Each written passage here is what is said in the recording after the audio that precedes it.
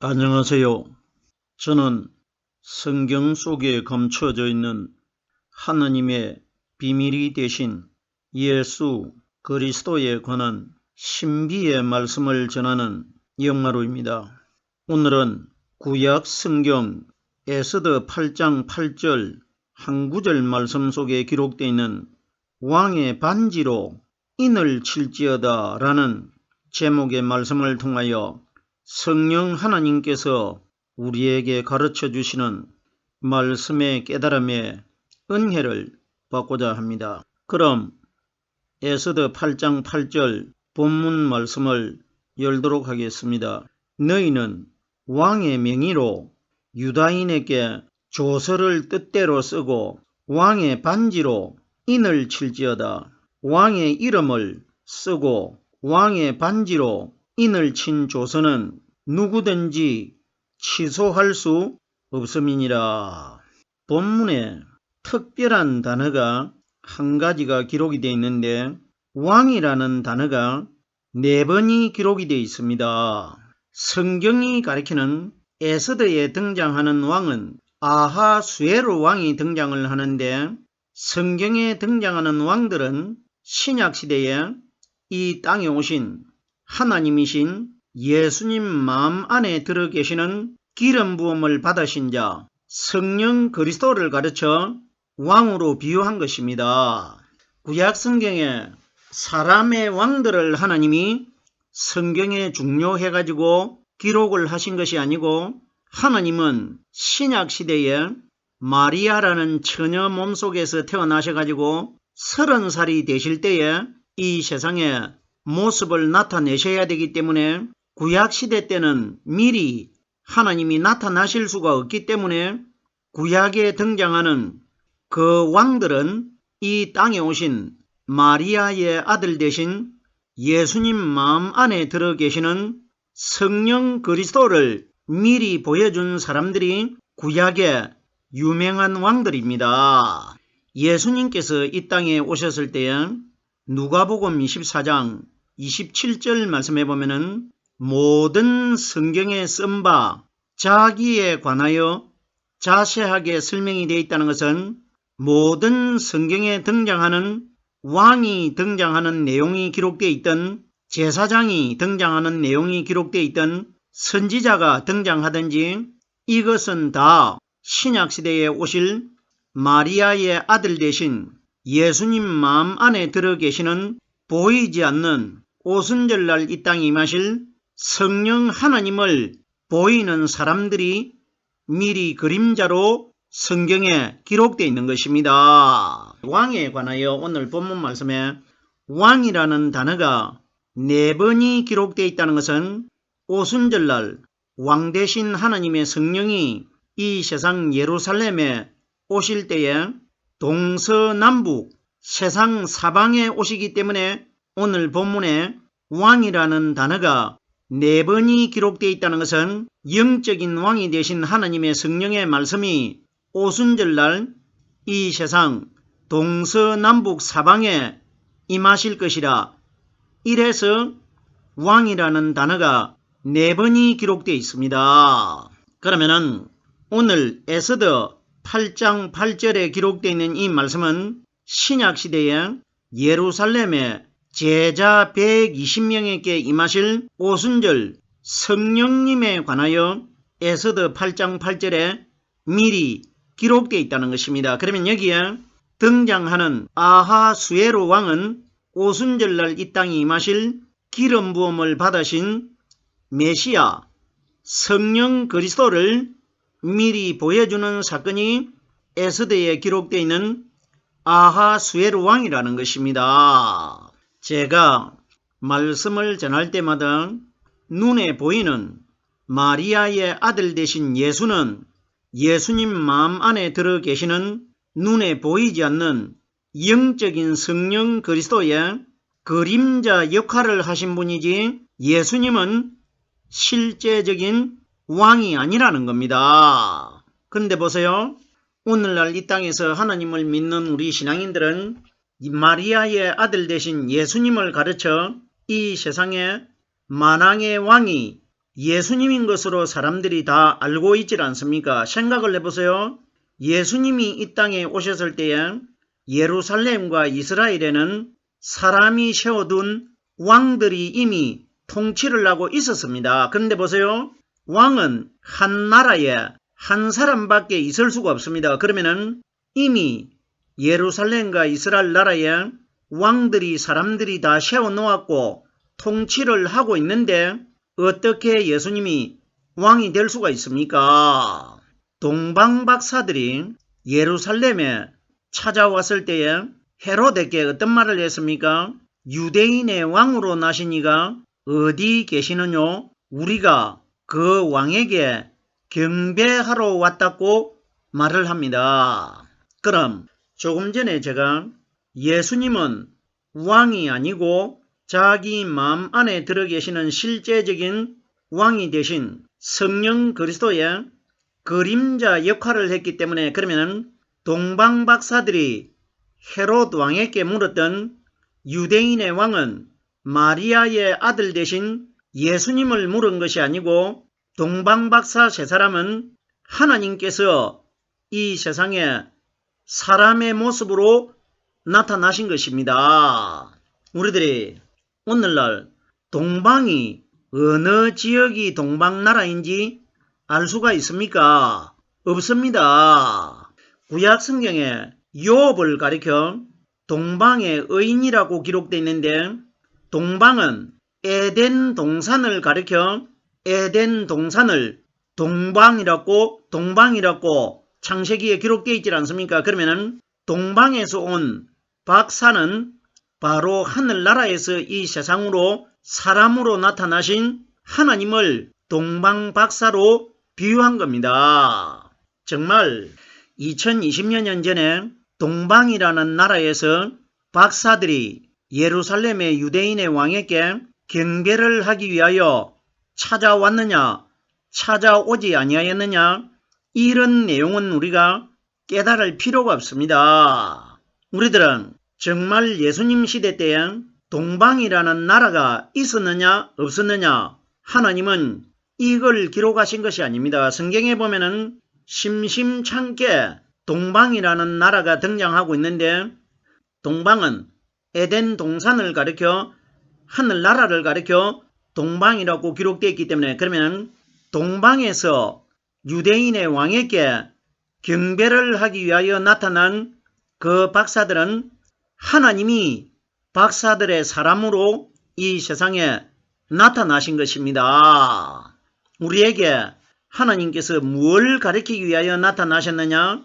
유대인의 왕으로 나신 이가 어디 계시느냐 하는 것은 유대인의 왕은 마리아의 아들 되신 죄 있는 육신의 사람의 모양으로 나타나신 예수를 왕으로 말한 것이 아니고 박사들이 우리가 유대인의 왕에게 경배하려고 왔다는 것은 마리아의 아들 되신 예수님 안에 숨겨져 있다가 오순절날 이 땅에 임하실 성령 그리스도가 메시아 기름 부음을 받은 자 아닙니까? 유대인의 왕이 되기 위해서는 반드시 기름 부음을 받아야 되는데 마리아의 아들 되신 예수님은 죄 있는 모양으로 태어나셨기 때문에 기름 부음을 받은 분이 아니고 예수님 안에 들어 계시는 메시아 그리스도는 기름 부음을 받았기 때문에 그러면 동방박사들이 우리가 유대인의 왕에게 경배하러 왔다는 것은 마리아의 아들 되신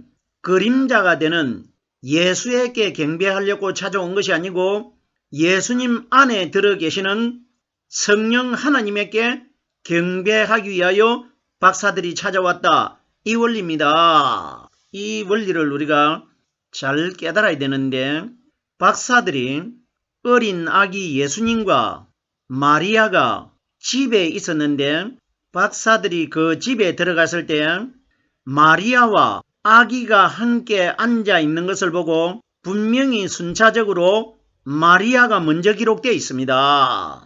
예수가 먼저 기록되지 않고 마리아는 육신의 예수님의 어머니 아닙니까? 그러면은 어머니가 먼저 기록되고 그 다음에 아기 예수와 함께 집에 앉아 있는 것을 보고 이렇게 기록되어 있는데 그러면은 박사들이 집에 들어가 가지고 마리아에게도 경배를 하지 않고 어머니를 지나 가지고 그 옆에 앉아있는 마리아의 아들 예수님 앞에 가가지고 자기들이 가지고 왔던 황금과 유향과 몰약 3가지를 내놓고 예수님 앞에 절을 합니다. 그럼 보세요. 그럼 마리아와 예수는 본질 자체가 똑같습니다. 그러면 마리아도 우리가 경배해야 될 대상이 아니고 마리아의 아들 되는 예수도 우리가 경배해야 될 대상이 아닌데 우리가 경배해야 될 대상은 어린 아기 예수님 안에 마리아의 아들로 예수가 잉태될 때에 하늘나라에서 가브리엘 천사가 하나님의 말씀을 가지고 내려와 가지고 마리아의 몸을 빌려 가지고 잉태되는 어린 아기 예수님 육신 속에 하늘에서 내려오신 가브리엘 천사의 말씀이 함께 예수님 안에 잉태가 된 겁니다. 그러면은 동방 박사들이 우리들이 유대인의 왕에게 경배하러 왔다는 것은 제가 서론적으로 이미 동방은 하늘나라이고 박사들은 하나님이 나타나신 것이라고 이미 설명을 드렸습니다. 그러면 우리들이 이 원리를 하나님께서 무엇을 우리에게 가르치기 위해서 이런 사건이 기록되었느냐? 우리들이 경배하고 예배 드려야 될 대상은 마리아도 아니고 마리아의 아들로 태어난 육신의 예수님도 아니고 예수님 안에 들어 계셨다가 오순절날 이 땅에 임하실 성령 하나님이 바로 우리 유대인들의 왕이라는 것입니다. 성경이 가리키는 유대인이라는 것은 마지막 심판날 유다 지파에서 태어나신 예수님 마음 안에 들어 계셨던 성령이 가르쳐 주시는 말씀을 가지고 있는 사람들이 예수님처럼 마지막 날 유대인들이 됩니다. 그러면 유대인의 왕이라는 것은 성령 가진 사람만 마지막 날 유대인이 되기 때문에 그럼 하늘나라에 들어간 성령 받은 사람들의 왕이 누구냐? 인류 최초로 무덤 속에서 유다 지파에서 태어나신 마리아의 아들 되신 예수님 안에 들어 계시는 성령님이 기름 부음을 받고 왕으로 무덤 속에서 거듭나셨지 않습니까? 그러면 그분이 새벽에 여자들이 무덤에 찾아왔을 때에 형상이 번개 같은 그분이 마지막 날 우리 유대인들의 왕이 될 것이라는 것입니다. 우리들이 동방 박사들이 예수님을 찾아와 가지고 그 앞에 아주 값진 보물, 선물을 가지고 와 가지고 아기 예수님에게 경배했다. 이런 방향으로 깨달아 버리면은 내가 이 땅에서 그 성경의 내용의 말씀을 육신이 죽는 날 동안 읽고 들어도 하나님을 이해할 수 없는 내용이 되어버립니다. 그럼 보세요. 박사들이 예수님을 찾아왔을 때에 헤롯이 박사들에게 쏘은 줄 알고 박사들이 사라지고 났을 때에 헤롯이 성경 말씀에 어떻게 기록이 되어 있느냐? 헤롯이 박사들에게 자세히 알아본 그때를 기준해 가지고 2살 아래의 남자아이를 다 죽였다고 몰살시켰다고 기록되어 있지 않습니까? 이런 사건이 아니고 2살 아래라는 것은 박사들에게 자기가 자세히 알아본 그때를 기준해 가지고 2살 아래로 죽였다는 것은 동방 박사들이 예루살렘에 아기 예수님 안에 들어 계시는 성령님에게 경배하기 위하여 별을 보고 왔던 시간이 대략 2살이라는 것은 2년을 가리키지 않습니까? 2년 정도가 걸렸다. 이걸 우리에게 가르쳐주고 있는 겁니다. 그러면은 동방이라는 나라는 이 세상이 아니고 하늘나라와 이 세상은 엄청난 거리를 두고 있기 때문에 하늘나라에서 예루살렘에까지 박사들이 오는 기간이 대략적으로 2년이 걸렸기 때문에 2살 아래의 남자아이를 다 죽이라고 한 겁니다. 실제적으로 2살 아래의 남자아이를 갖다가 헤롯 왕이 살상을 해가지고 다 죽였다. 이것 다 하나님이 이렇게 사건을 꾸미신 것인데 그럼 정말 2020년 전에 아기 예수님 한 사람을 헤롯이 죽이기 위해서 예루살렘 주위에 있는 남자아이 2살 아래로 다 죽였다. 이런 사건 결단코 아닙니다. 생각을 해보세요. 헤롯이 어린 아이들을 죽이고 싶어서 죽였겠습니까? 이건 하나님이 정말 예수님이 태어나셨던 시대에 헤롯이라는 왕이 있었느냐 없었느냐, 그 왕이 정말 악랄해가지고 베들레헴 주위에 있는 남자아이 2살 아래로 다 죽였다. 그럼 이것 하나님이 하신 일인데 하나님이 그러면 사람을 이렇게 살상하시겠습니까? 이런 원리 아닙니다. 성경 말씀 잘 깨달아야 됩니다. 보세요. 동방 박사들이 예루살렘 베들레헴에 있는 아기 예수님 앞에 오는 이 사건은 마지막 세상 심판 때를 하나님이 우리들에게 박사들을 통해서 보여주고 있는 겁니다. 마지막 심판 때에 어떤 믿음을 가진 자들이 생명을 얻을 수 있다는 것을 보여준 사건이 동방 박사들의 사건인데, 보세요. 동방 박사들이 아기 예수님 안에 들어있는 유대인의 왕이 되신 성령 하나님에게 경배를 하러 나올 때에 박사가 3사람이 왔습니다. 왜? 선물이 황금과 유향과 몰약 3가지이기 때문에 사람이 3사람 온 겁니다. 보세요. 말씀을 잘 분석해서 읽어보십시오. 어떻게 기록이 되어 있느냐? 박사들이 보배합을 열어서 그 안에 있는 황금과 유향과 몰약 3가지를 예수님 안에 들어있는 성령 하나님 앞에 내놓습니다. 이건 뭔 이야기냐? 성경이 가리키는 보배합이라는 것은 값진 보물을 담아가지고 있는 그릇을, 괴짝을 보배합이라고 합니다. 그러면 성경이 가리키는 로마서 9장 24절 말씀해 보면은 우리 사람을 가르쳐 너희는 하나님의 그릇이니 기록이 되어 있습니다. 그러면은 보배합이 우리 사람의 마음을 보배합으로 비유를 했는데, 그러면은 우리 마음 안에 담겨져 있는 오순절날 이 땅에 임하신 성령이 우리에게 가르쳐 주시고 깨닫게 해주시는 이 말씀이 보배라는 겁니다. 보물 아닙니까? 이 세상에 성령이 가르쳐 주시는 말씀은 돈으로 살 수 없습니다. 엄청나게 정금보다도 더 귀한 보물 아닙니까? 그러면 보배합을 열어가지고 예수님 앞에 그 보물을 바친다는 것은 마지막 심판날 우리 마음 안에 들어있는 믿음을 심판주 앞에 보일 것이라, 이 원리가 기록된 겁니다.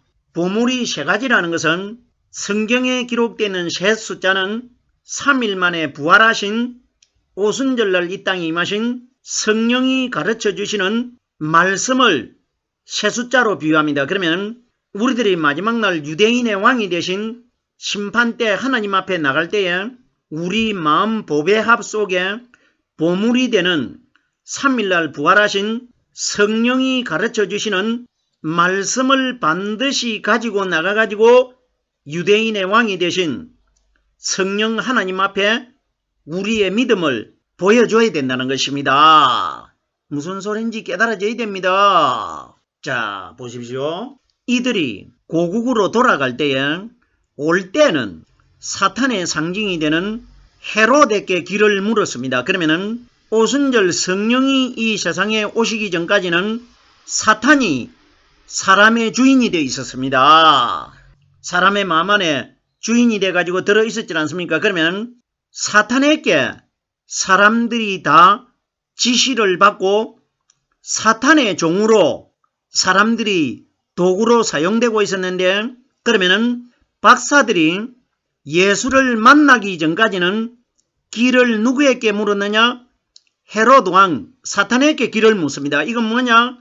오순절 성령의 말씀을 사람들이 만나기 전까지는 누구에게 길을 묻느냐? 사탄에게 길을 묻는다는 것입니다. 보세요. 헤롯을 만난 박사들이 고국으로 돌아가기 전에 누굴 만났습니까? 예수님 안에 들어있는 성령 하나님을 만났습니다. 하나님을 만나고 나니까 고국은 에덴 동산 하늘나라를 고국이라고 합니다. 그러면 돌아갈 때에 하나님께서 예수를 만나고 나니까 길을 누가 인도하느냐? 여호와의 사자, 하나님의 사자가 길을 인도했다는 것은 우리 마음속에 유대인의 왕이 되신 성령 하나님의 말씀이 내 속에 들어오면은 그 말씀이 이제 나를 고국이 되는 하늘나라로 들어갈 수 있도록 말씀이 나를 인도할 것이라, 이것이 기록된 겁니다. 제가 오늘 왕의 반지로 인을 칠지어다 아하수에로 왕에 대하여 설명을 하는데 서론이 이렇게 길어졌습니다. 그러면 왕에 관하여 한 가지 더 말씀을 인용을 하면은 본디오 빌라도가 예수님을 신문할 때에 네가 유대인의 왕이냐 이렇게 물으니까 예수님께서 본디오 빌라도에게 네 말이 옳도다, 네 말대로 내가 그러하다 이렇게 대답을 해줍니다. 그럼 우리가 생각할 때는 오늘날 사람들이 이 원리를 어떻게 알고 있느냐?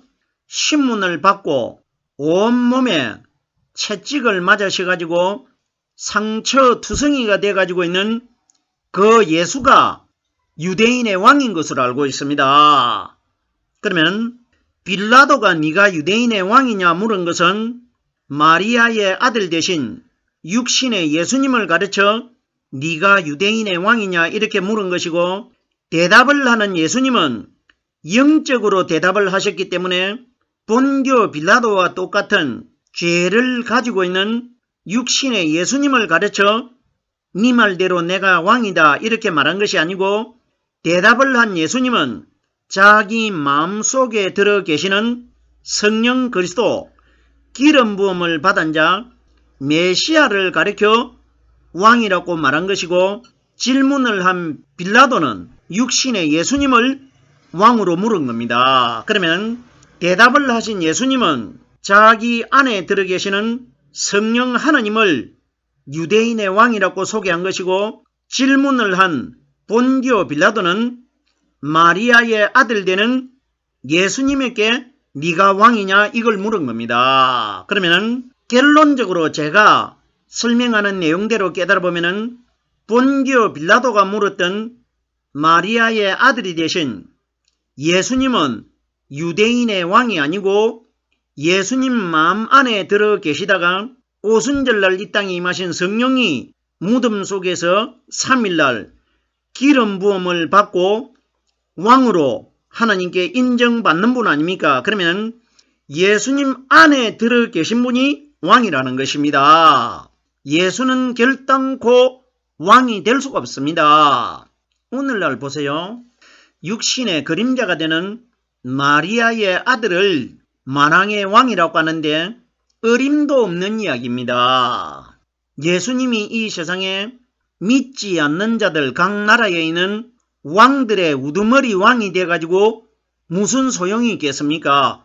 왕 중의 왕이라는 것은, 일반적인 왕은 성령으로 말씀 깨달은 사람들을 가리킨 것이고, 왕 중의 왕은 무덤 속에서 인류 최초로 성령의 기름 부음을 받고 하나님의 맏아들로 태어나신 이분이 우리 왕들 중에 마지막 날 왕이 될 것이라, 이걸 왕중왕이라고 기록된 것이지, 세상에 하나님을 믿지 않는 왕들의 그 왕이 돼가지고 무슨 소용이 있겠습니까? 오늘 제가 에스더 8장 8절에 기록되어 있는 4번이 기록되어 있는 왕이라는 단어에 관하여 설명을 하는데 본문 말씀을 전하지 못하고 시간이 다 됐습니다. 8장 8절의 말씀은 다음 시간에 이어서 말씀을 전하도록 하겠습니다.